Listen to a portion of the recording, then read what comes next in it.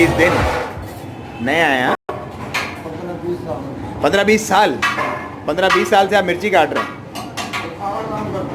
ये 15-20 साल की प्रैक्टिस आप चेक करें भाई। क्या करेगा शेफ जाकिर और कोका पापा।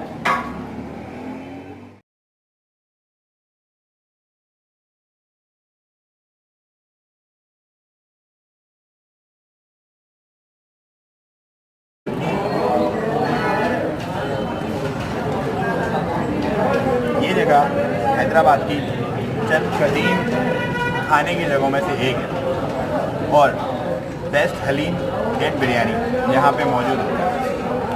तकरीबन 25 साल पुरानी ये पूरी हलीम है।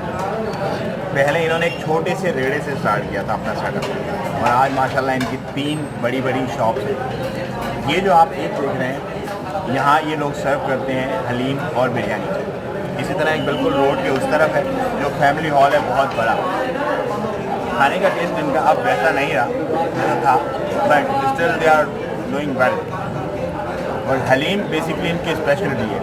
जैसे कराची में कराची हलीम है, इसी तरह हैदराबाद में कूजी हलीम है। तो जब भी आप हैदराबाद में हो कूजी हलीम मस्ट ट्राई करें, इट्स बेस्ट।